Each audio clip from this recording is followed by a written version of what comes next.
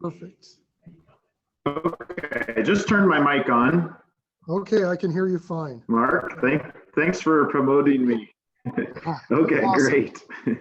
Okay, good deal. let me do a quick I'll introduction. get to the right. Yeah. So Sean's a senior planner with Tool Design based out of the Minneapolis office. 14 years of experience in the non-motorized field, and he's led or contributed to the development of bike and pedestrian plans in several cities across the Midwest, including Baxter, Minnesota, Brookings, South Dakota, Cedar Rapids, Topeka, Kansas, Urbandale, Vermillion, South Dakota, and Winona, Minnesota.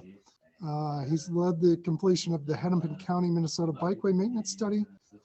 Before joining Tool Design in 2014, he was the bicycle and pedestrian coordinator for Minneapolis, where he helped advance a city towards national recognition for bicycle friendliness. Sean, no better person to talk about winter maintenance, because you do have some snow up north, don't you?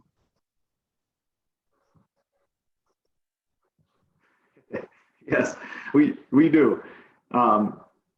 And I'm actually speaking to you today from my home in rural Wisconsin. So I'm a little bit further south than Minneapolis, but having lived there for 8 years, and also it feels so good to be at Bike Summit in Iowa. It's my home state. I was raised in Buena Vista County and then went to the University of Iowa for school. So thanks for inviting me. Cool. Hey, should I go ahead and jump in? Yeah, just a couple quick. Go ahead. The question and answer part is active in this session. So if there are questions and answers, which we've already kind of figured out, go ahead and chime in there. So we should be good, and I'll let you go ahead with this. Thank you, Sean. Okay, thanks a lot, Mark. And I am speaking to you from my home, which is in the country, and the internet is not always the best. So I did pre-record the video in case. On the right-hand side here is the front cover of a resource guide that we published about winter maintenance. And the title of the presentation today and of the resource guide is 10 Questions and Answers About Winter Maintenance of Walkways and Bikeways. So if you Google Tool Design and winter, there'll be a blog post that comes up, and the 16-page resource guide is there, so anyone can download this. I've also uploaded it to the conference website. We're always learning, we're consultants, so we're hired by clients. They teach us a lot. Several of us who wrote or contributed to this resource guide have worked in the public sector as well, but we welcome the knowledge that any of you might have about, of course, how your communities do winter maintenance of walkways and bikeways, or if there are issues that we don't bring up that you think are really important ones, we want to hear those and think about those as we do our future work and share knowledge with others. I'm going to skip to the next slide. So the way we start this resource guide is in the context of communities that are embracing winter. Clearing walkways and bikeways in the winter really fits in with this idea of having a holistic view of winter being a positive thing in this northern culture where we live here in the upper Midwest. In Edmonton, up in Canada, on the left-hand side, they've created a strategic plan about how to do that. So a lot of good ideas in there. And on the right side is an image from Winnipeg, which is just north of North Dakota and Minnesota. And in Winnipeg, they have this tourism website about how to embrace winter, about all the things going on. And I can attest, I was there for the Winter Cycling Congress 7 or 8 years ago, and it was there was so much going on. People out there ice skating. There was an outdoor restaurant. We actually rode our bikes on the Red River, which is frozen, and they have a maintained trail on the river. It was just quite an experience. So something to see. So the top question we get from folks is, do people walk and bike in snowy and icy conditions? And of course, simply put, yes, they do, but how often and where varies quite a bit. And I think that's why we get that question sometimes, because there are some facilities where you don't necessarily see a lot of biking or walking in the winter. So I'm going to go through a few examples, and these are all in the resource guide. This is an image of Street View in Cambridge, Massachusetts on the Broadway bike lanes. Broadway also turns into Main Street here, which is why it says that. But the company EcoCounter has put up these public displays showing how many bicyclists are riding in this street. And all this data can be pulled down from their website. Anyone can go grab this. This is between 2015 and 2019. This is 5 years worth of monthly data for bicycling. And you can see in the warmer months, they get regularly over 40,000 bicyclists a month. And in the colder months, they get around or just less than 20,000. So about 50% of that peak bicycling activity in the warmer months continues in the winter months. But, you know, we know Cambridge is no upper Midwest. They don't have the cold quite like we do. They get snow, of course, but so I pulled down a couple EcoCounter examples from in Madison on State Street. This is a bus pedestrian bicycling mall. They have measured the amount of walking going on the sidewalk on the right-hand side. And here we see a similar pattern of that more walking in the winter, less walking, but the volumes are a lot higher. So 200,000 people a day, 200,000 people a month are walking along that particular sidewalk. And then about 50% of that activity continues in the winter months. And then just 4 or 5 blocks to the south on the Capital City Trail in Madison is a more recreational focused trail. You can see this image from Street View. There are a lot of people out there bicycling for recreational purposes, but there is a lot of commuting and mini utilitarian trips that are happening as well. But in this case, we see that bicycling peaking in the summer much higher and falling much lower in the winter. So probably 10 to. And then finally, the last example we have in the resource guide is the Minnesota Department of Transportation measured bicycling and walking at 10 sites across Minnesota. And they did this over a 4-year period. And here we see some similar patterns. Bicycling, they considered winter, I should back up and say, the months of December, January, February, and March. So at each of those 10 locations, there was one location where only 1% of the bicycling happened in those 4 months. That was outside Lanesboro, which is in southeast Minnesota along the Root River State Recreational Trail. 99% of the bicycling then is happening between April and November. But there was another location, the location with the most winter bicycling was in the city of St. Paul along Summit Avenue, which goes from downtown to the Mississippi River, and 18% of all that bicycling occurred during the winter months. And then walking is more prevalent in the winter at all 10 of those locations. It varied between 9 and 27% of the annual total. Question number 2, why do people walk and bike in the winter? It's helpful to think about our own habits and then the habits of other people when we're trying to answer this question. So it can be the preferred, the rational, the economically viable choice, or some combination thereof. We know from statistical data that's been collected that 30% of US residents don't have a driver's license. And we also know that 10% of US households don't have a motor vehicle. Now that can vary quite a bit by the location. I did pull down to 3 urban areas where this data is available in Iowa. In Des Moines, 10% of households don't have a motor vehicle, and that matches the US average. And in Davenport and Cedar Rapids, it's a little bit less than that. But in Minneapolis, it's 17%.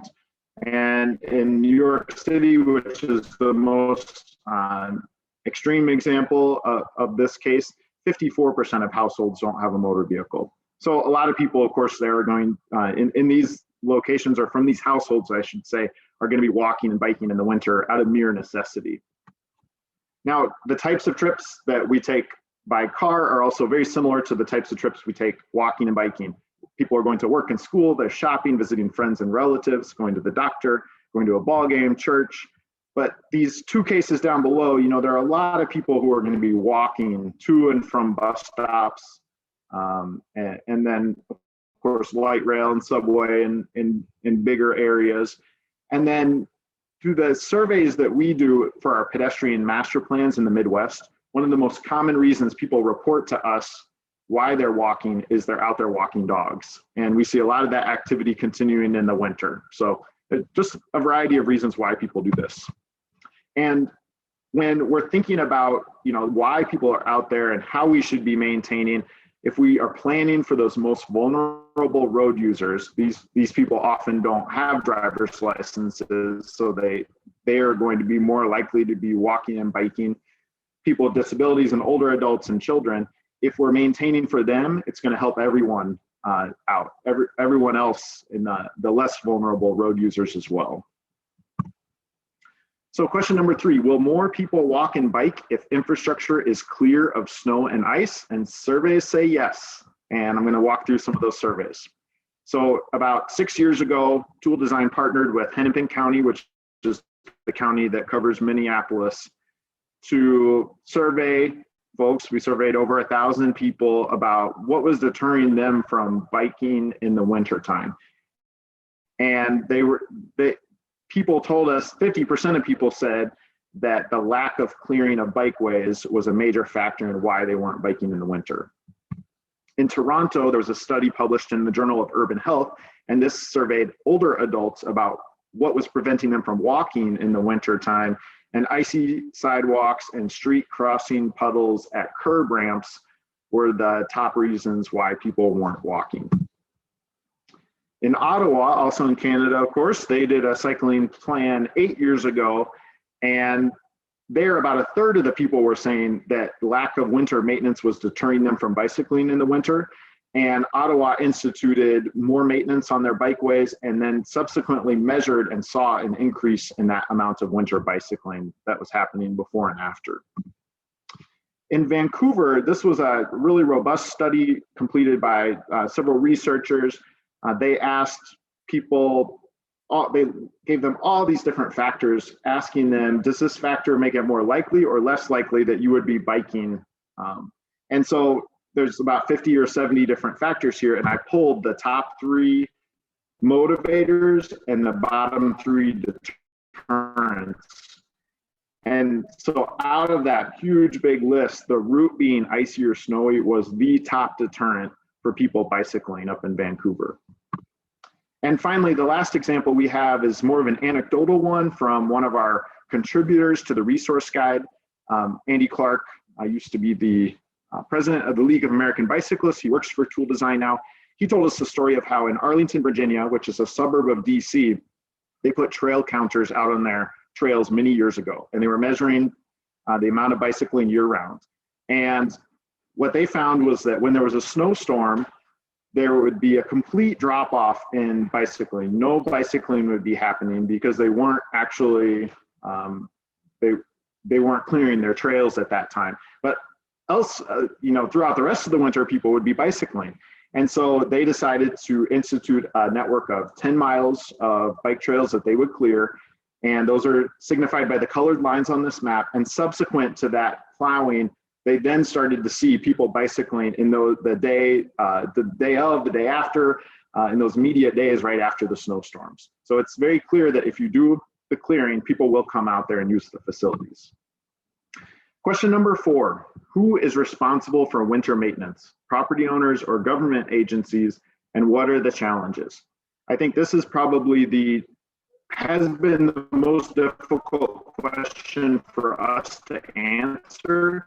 And I think the one that we have learned the most about, and that's probably the most complex as well. So I want to go ahead and share the details. This is all laid out in the resource guide. It really depends. We'll take bikeways first here. So bikeways are pretty much universally maintained by government agencies. And we've listed out 6 different types of bikeways here. And I'm going to take these in 2 different groups. So with trails and side paths and separated bike lanes, when government agencies are clearing these facilities, and probably a little over half of them do, based on what we know, it's changed a lot in the past 2 decades, but there are more and more government agencies doing what Arlington did. They have specialized equipment that goes out and clears these facilities. A specialized piece of equipment might just be a pickup truck like this, but they're very intentional about it. They send out something just to clear out the snow from these three facility types. With the other three facility types, standard bike lanes, shoulders, and bike boulevards, these are shared at the street level. There's no physical barrier in between. And in these cases, we don't see any government agencies that we're aware of that are sending out specialized equipment to clear these. These are always cleared with the regular road plows and street plows that go out. And that brings a lot of challenges. And we describe that in the resource guide. One of the challenges is that snow often gets plowed into the, say, bike lane or the shoulder. Another challenge is even after it's cleared, the travel lanes are oftentimes, for motor vehicles, are oftentimes much easier to bike in than the actual bike lane, because the tires of the motor vehicles have worn down that remaining snow and ice so quickly, and that hasn't happened in the bike lane. So the bicyclists tend to want to ride in the bike lanes, the travel lanes rather than. So it's just a challenge, and we haven't seen a lot of good solutions for this. For walkways, who clears it really depends. And when we are talking about walkways, we're specific about saying there are three components to a walkway. There's a sidewalk, there's a street crossing, and there's a curb ramp in between. And this photo encapsulates those three. Now, there are some government agencies that clear all of their walkways in their communities. Montreal is a really good example. This is a photo from Montreal. These are two sidewalk maintenance vehicles working in tandem, clearing all three of those components of a walkway. Burlington, Vermont has recently started doing this as well. Rochester, New York does it for snowfalls of 4 inches or greater. And we know that several suburbs around the country are clearing all of the sidewalks in their communities. Richfield, Minnesota is an example of that. That's a first-ring suburb just south of Minneapolis. And they have sidewalks only on their arterial streets. And they have made the decision to have their government crews go out there and do that work.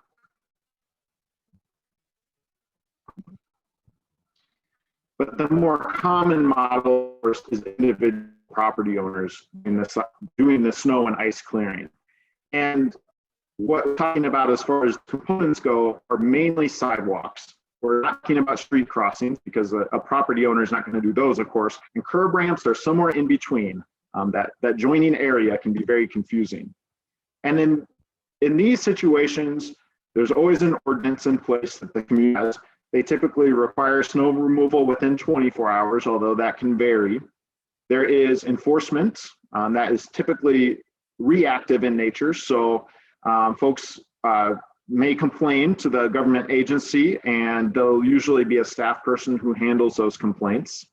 And then there's an adjudication process or a fine giving process. And in some communities, that's a quick process. In other communities, it's very drawn out and protracted. There is education that goes on in some places. This is an educational flyer from Red Wing, Minnesota, that gets hung on doorknobs of properties where the sidewalks haven't been cleared. And a lot of the reason this happens, this education, is because of lack of awareness. But there are many other reasons why people often don't clear their sidewalks, and why we end up with this patchwork effect where you'll have perhaps one or two properties along a block where the snow isn't cleared, and basically makes that facility unusable. And there are many other reasons. I won't read through them all there, but all good reasons why they don't get cleared. Now, government agencies under that model still remain responsible for the street crossings and potentially for the curb ramps. Where the curb ramp begins and ends is usually not spelled out in ordinance or educational material. So where snow piles up at corners from street plows pushing a windrow next to a curb ramp, it's usually very unclear about who is actually responsible for that.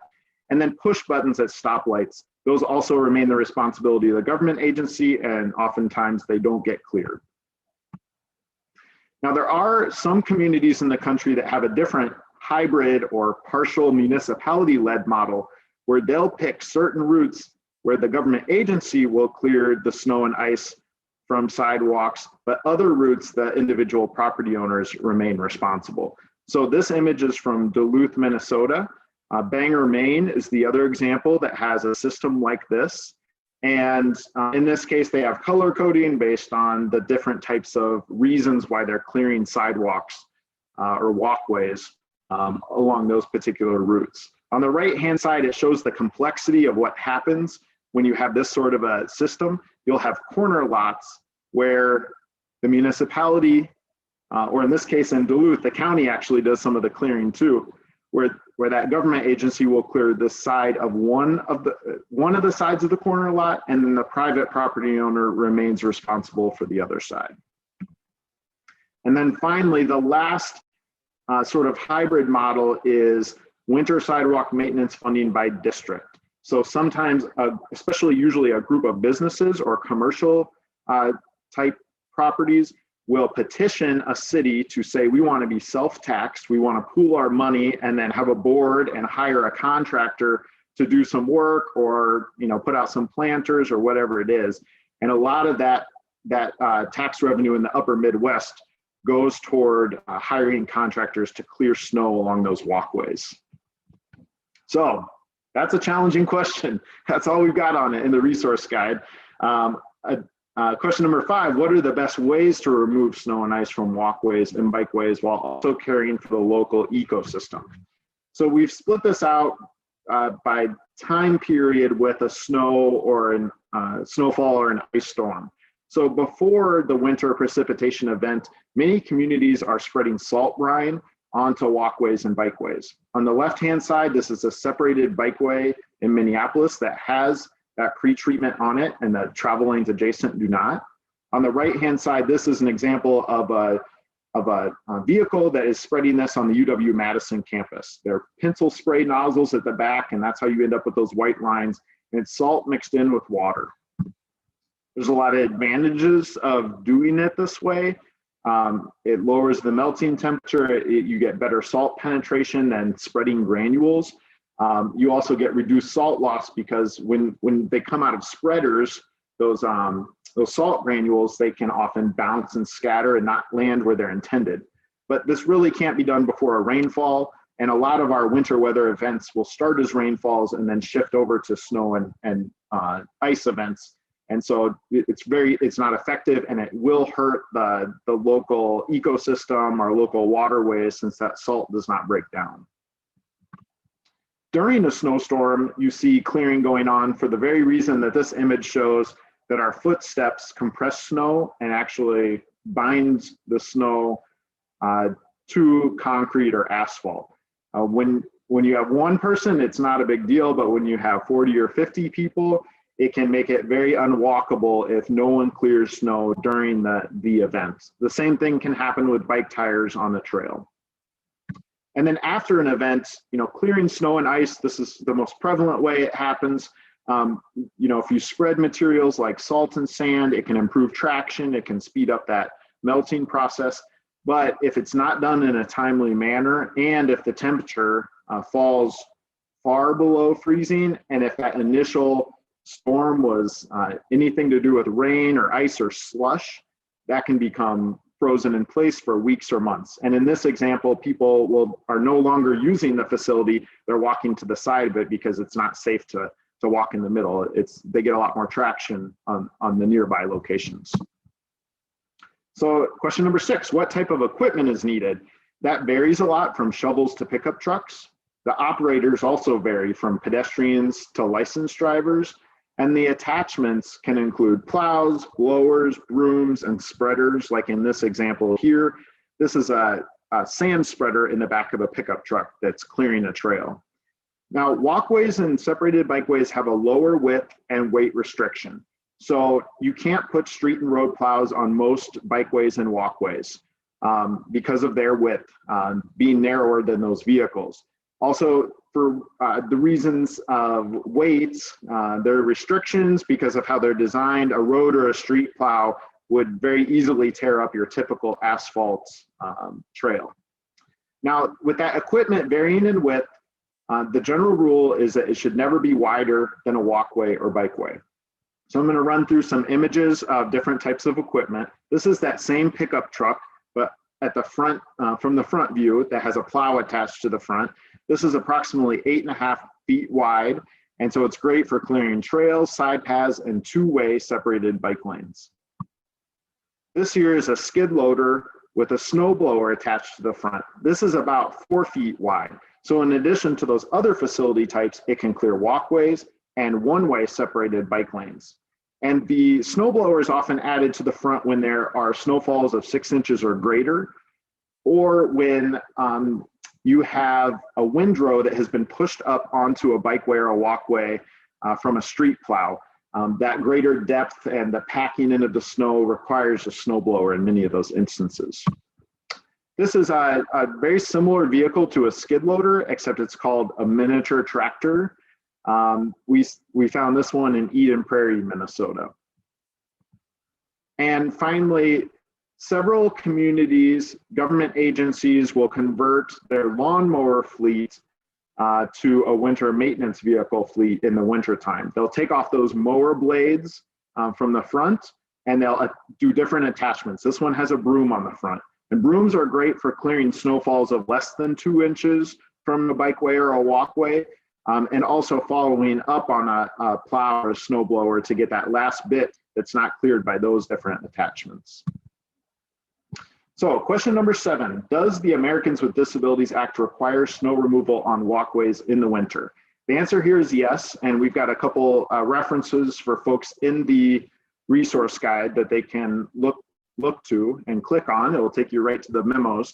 FHWA, which is the Federal Highway Administration, issued guidance that they must be open and usable with only isolated or temporary interruptions. That's walkways. Removal is also required where facilities have been constructed with federal funds, and that's a separate memo. The one example we've been able to find of a community that has taken that ADA requirement and that guidance from FHWA and made a change, and it's actually not a community, it's a whole state, even though it's a pretty small state, is Delaware. The Department of Transportation there decided to implement a policy and send out their own maintenance crews to clear sidewalks along state highways in Delaware in order to make them accessible for everyone in the wintertime. Oftentimes, DOT will contract or come up with some sort of an agreement with a local municipality to do that sidewalk clearing work along one of their state highways, but in this case, the DOT took it on themselves. Question number 8, how can walking and bicycling infrastructure be designed for easier winter maintenance? We've got 3 different ways that we believe are the main ones to think about when designers are planning for maintenance in the winter. The number 1 way is to grade away from bikeways and walkways. In this situation, you have a sidewalk that is depressed below the nearby yards in a residential area. That water that's pooling just on the right-hand side can't get away because that grass and sod is higher than the sidewalk. So that's one way to maintain better. You don't want that pooling to occur, just like you wouldn't want it to occur on the roadway. The second way is to place curb ramps at intersection high points or to install ADA compliant storm drains near the base.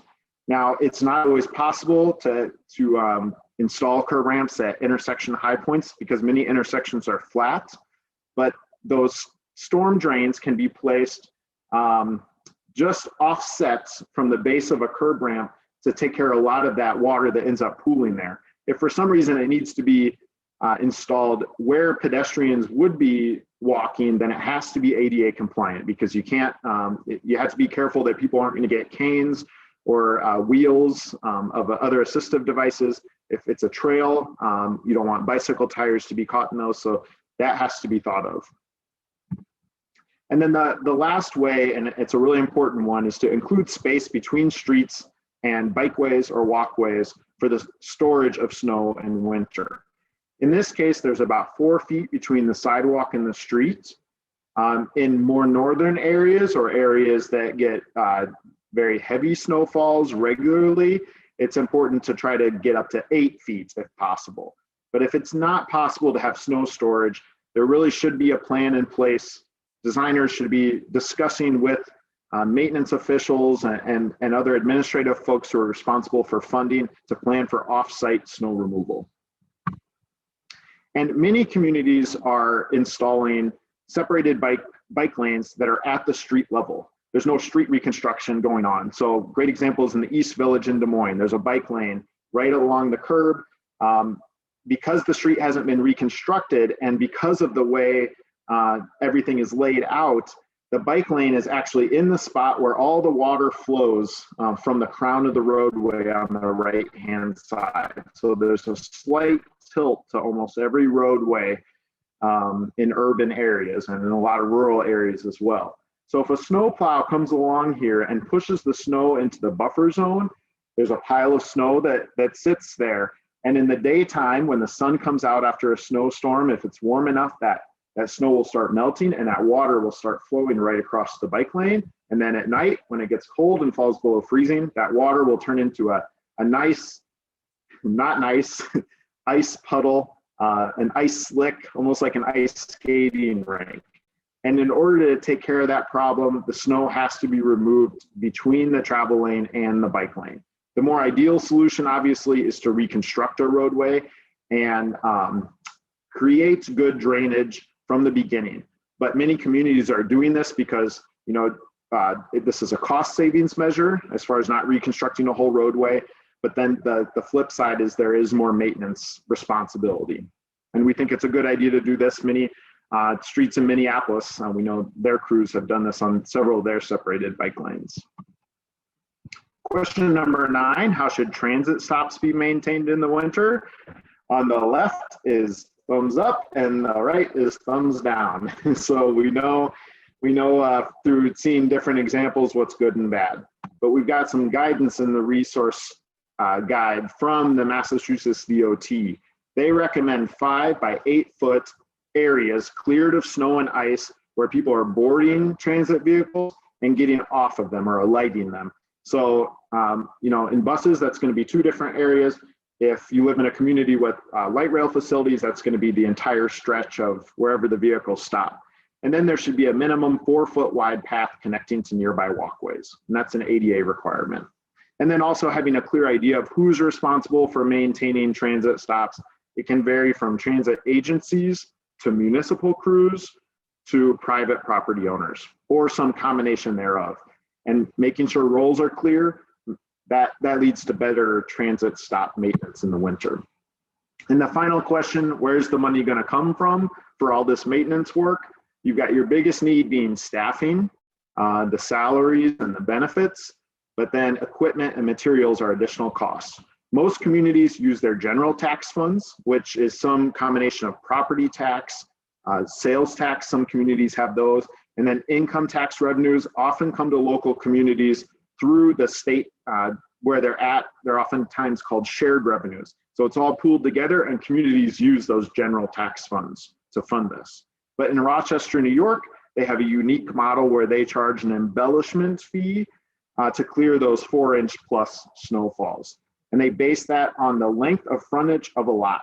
So a smaller lot would pay less and a bigger lot would pay more. The average cost is $36 a year for those property owners in Rochester, which is probably a really good deal in the snow belt where you get a lot of snow. Here's some additional resources. These are in the guide. And I just want to thank everyone for listening to me talk for 30 minutes. And I want to also thank my co-author, Connor Cox, who came up with a lot of this. He's done a lot of research with several clients. And we have several contributors as well. This is my phone number and email. You can get in touch with me later, and I'm happy to take questions right now. If my internet's working, I saw it was kind of in and out throughout the presentation. So hopefully that wasn't too distracting. It did great, Sean. I didn't have any problems following along. Okay, good. There's no questions in the chat box. I know we have 17 people that are viewing, so if there's certainly any questions, feel free. Hey, and I got to tell you, this is one of the most pragmatic summit lectures that I've ever been to. This is really great concrete advice, literally concrete nice advice for communities. And I know I struggle wanting to ride more during the winter time. But that freeze thaw cycle is scares me away. I don't want to crash and, break a hip or anything like that, like anybody else does. So, Sure. And are there many trails that are cleared in Des Moines in the winter in the Des Moines area? Do most communities do that or not? I'm not familiar with Des Moines in particular. I'm based over in Iowa City, and most of the Iowa City Okay. ones are. Some in Coralville are not. Some of them they want to maintain for like cross-country skiing. Sure. So they're a little more recreational. But you brought up that ADA memo that really has some concerns for us in this area. I know there's one trail in particular that isn't cleared. That's between residents and a school, and I've always thought there needs to be some extra emphasis on that, just because you see little footprints going back and forth to school. At least you did before the pandemic. Not as much with remote learning, but that's certainly a concern. Sure. One question in here. Mason City, Steve Schertz added that they do an excellent job clearing their trails during the winter. Unless we have other questions. Sean, once again, where can we get access to the guide that you have? Yeah, so if you just Google tool design, and tool is spelled with an E, like you can see in the lower left-hand side. And then if you just add winter in that Google search, the first result should be a blog post that we have on our website. And that blog post at the bottom has a link to the document. And then I've also uploaded the document to the conference website so people can get it there. And then of course, folks can email me or call me. I can get it to them. So we want to make sure it's out there. And, our hope is that there just will be more communities that do this. It really makes a difference. So we just have loved learning about these examples over the past 10 years. I think when I worked at the city of Minneapolis, between 2006 and 2014, I think there was always a hope that there would be more of this, especially on the walkway side of things. In Minneapolis, they do a great job of clearing trails too. Although it's not always perfect, there were a lot of challenges, but we've really learned a lot in the past, 7 years or so about walkways. We've had a couple of clients. The Minnesota Department of Health hired us to write a guide for communities in Minnesota. And that's one of those in the additional resources about how to fund walkway maintenance. And that's not just the winter maintenance, but it's also the what you call the warmer season stuff about how to keep walkways fixed.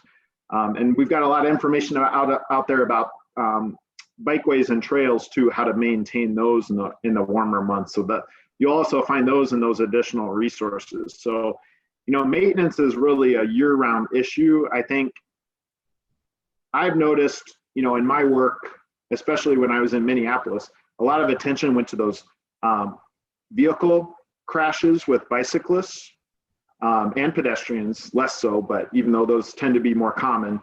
But not a lot of attention was going to what was happening to people when they were just out there bicycling on their own or walking on their own, and they would encounter a maintenance challenge, and someone might fall and have a very severe injury, like a pedestrian might hit their head and crack it open on an icy sidewalk downtown. I mean, these don't really get measured very often. There's not really a database. And I think there needs to be more research around this issue. I think maintenance leads to a lot of safety problems. And I think that's why you see it come up in the surveys so much with folks. No, and I'd be happy to take advantage of the Rochester $36 a year deal, because my HOA charges a whole lot more than that. So, yeah, it's a great system in Rochester. It'd be great to see other places do that. I think it's great to pool your resources. You really get a better deal. Right. Well, that concludes this session. Sean, I want to thank you for being here. I really appreciate that. And this was really great information. And I think our attendees will think the same. So I appreciate it and hope you stay warm and healthy also. We have a break now. Okay, yeah, same to you, Mark. Thanks, everyone. We have a break now, and then we have a welcome back session at 12:45, and 1 p.m. is our afternoon keynote for Arrested Mobility. Appreciate everybody attending, and we'll talk to everybody soon. See you, Mark. See ya.